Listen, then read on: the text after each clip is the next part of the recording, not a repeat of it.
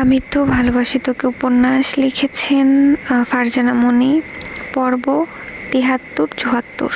ইকবাল খানের ধমক শুনে মিম মাথা নিচু করে বসে বসে নীরবে চোখের জল ফেলছে। আকলিমা খান মিমের এক হাত টেনে ধরে দাঁড় করিয়ে বলল, তুই এখনই রুম থেকে যা, আমরা এই ব্যাপারে তোর সাথে আর কোনো কথা বলতে চাই না। মিম মায়ের হাতটা ছাড়িয়ে ছুটে গিয়ে আব্বুর পায়ে জড়িয়ে ধরল।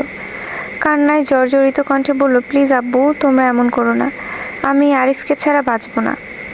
মিমের কথার মাঝখানে মিমের মা ফোড়ন কেটে বলল, কিরে মিম, আমি কি এত নির্লজ্জ মেয়ে পেটে ধরেছিলাম?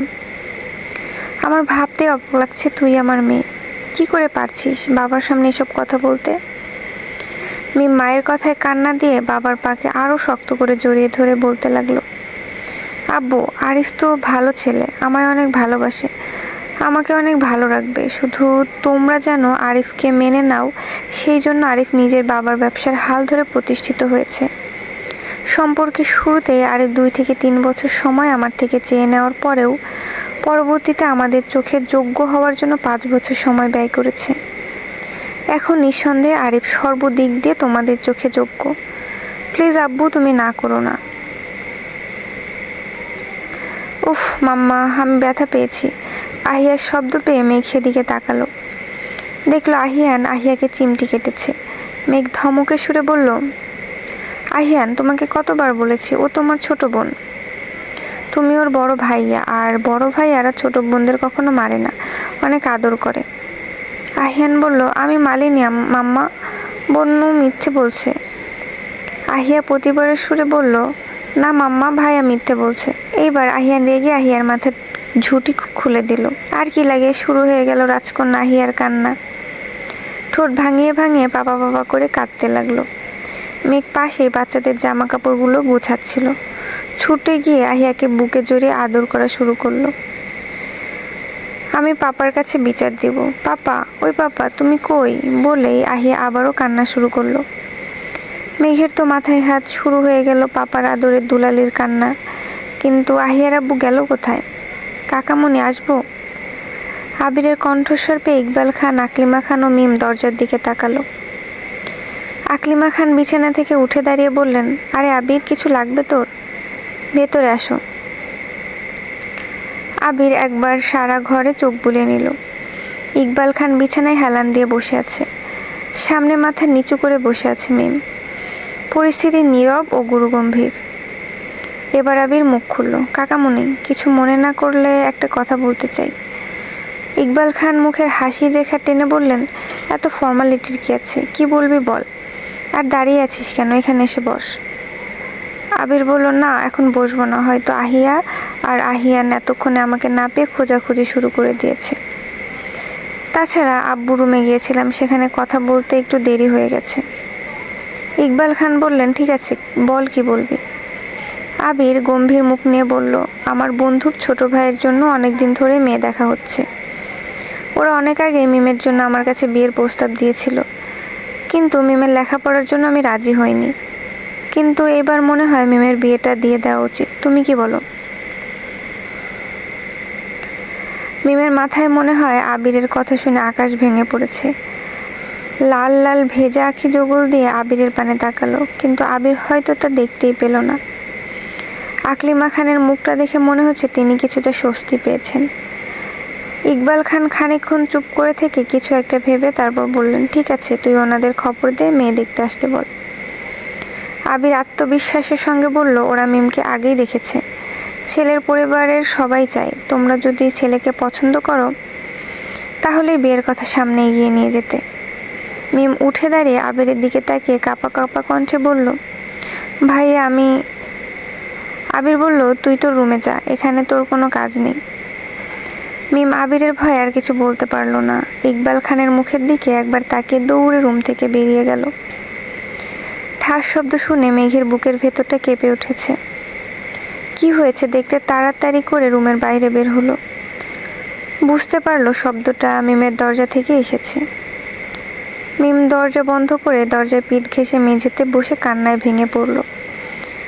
বারবার একটা কথা চিৎকার করে বলল, হে আল্লাহ, যারে আমার মনে দিলা তারে আমার ভাগ্যে কেন দিলা না?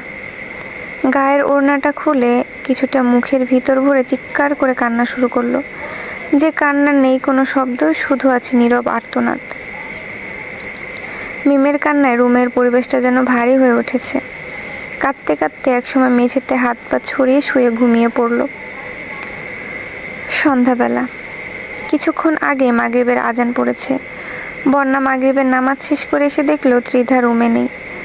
বন্যা মনে মনে কি যেন ভেবে রুমটাকে তাড়াতাড়ি গুছানো শুরু করলো। তখনই তানভীর হঠাৎ বন্যাকে পেছন থেকে জড়িয়ে ধরল। তানভীরের শীতল স্পর্শ গায়ে লাগতেই বন্যা লজ্জায় কুঁকড়ে গেল। এই মেয়েটা এখনও সেই প্রথম দিনের মতোই লাজুক, সেই প্রথমের মতোই মিষ্টি। তানভীর বন্যাকে নিজের দিকে ঘোরালো, তারপর বন্যার দিকে একটা ছোট বক্স বাড়িয়ে দিল। বন্যা চমকে গিয়ে জিজ্ঞেস করলো, এটা কি? আজ তো কোনো স্পেশাল দিন না। তানভীর মুচকি এসে জবাব দিল, ভালোবাসা কি ক্যালেন্ডার দেখে আসে? তারপর বক্সটা এগিয়ে দিয়ে বলল, এটা তোমার জন্য। বন্যা বলল, হঠাৎ?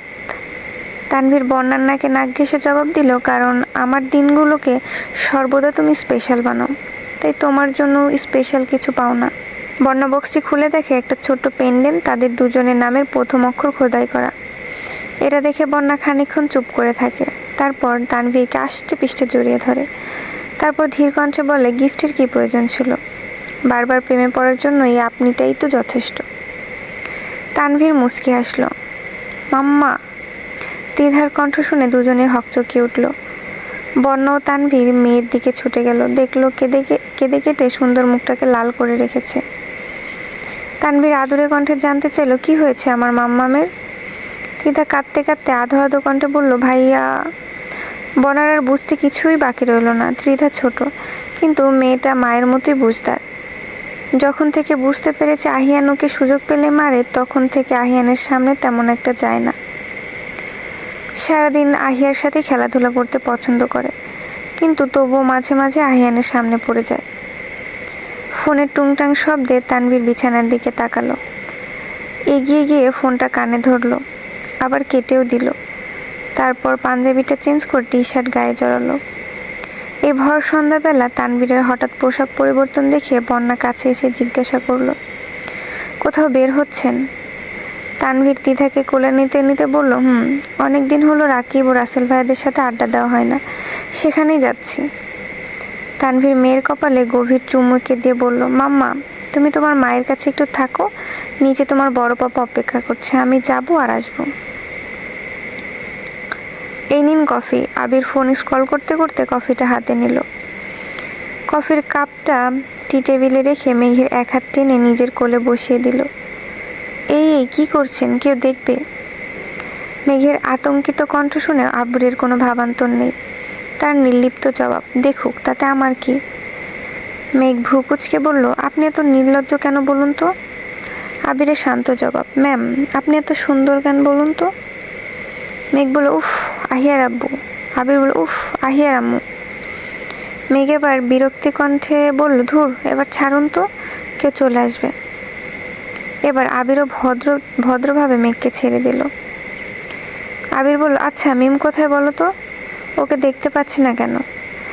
মেঘের নিশ্চিন্ত জবাব, আছে হয়তো রুমে। আবির বলল, ওহ। মেঘ বলল, শুনুন। আজও আবিরের কণ্ঠ সেই চিরচেনা সুর, মেঘ বলল, কোথাও বের হচ্ছেন? আবির বলল, পারলে একটু তাড়াতাড়ি ফিরে আসেন, ছেলে মেয়েগুলো আপনার অপেক্ষায় থাকে। আবির হঠাৎই কিছু মনে পড়ার ভঙ্গিতে বলল, ভালো কথা মনে করেছো, আমি বাহিরে অপেক্ষা করছি। তোমার গুণধর ভাই নিচে নামলে বলো বাহিরে আছি। মেঘ জবাব দিল, ঠিক আছে যান। আবির মুচকি এসে বলল, এখন যান ডাকলেও বাইরে যাওয়া বন্ধ করতে পারবো না, জরুরি কাজ আছে। মেঘ রাগী কণ্ঠে বলল, আমি আপনাকে যেতে বলেছি, যান ডাকিনি। আর যাওয়ার হলে তাড়াতাড়ি যান, আপনার ছেলে মেয়ে দেখলে আবার আটকে দেবে। আবির খানিকটা মাথা ঝুঁকিয়ে বলল, যথা আজ্ঞা মহারানী। মেঘ একটা মুচকি হাসি উপহার দিয়ে আবার রান্নাঘরের দিকে হাঁটল।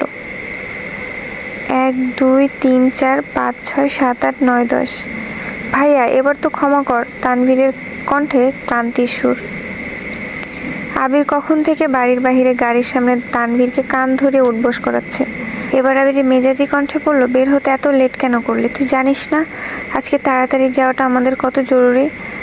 তানভীর হাঁপাতে হাঁপাতে উত্তর দিল, আরে ভাইয়া আগে শোনো তো, আজকাল মেয়েটার জন্য কোথাও বের হতেই পারে না। বাড়ি থেকে বের হতে গেলে গলা জড়িয়ে আবদার জুড়ে বসে, ও যাবে আমার সাথে, নিতে না চাইলে কান্নাকাটি করে, রুম মাথায় তুলে বসে।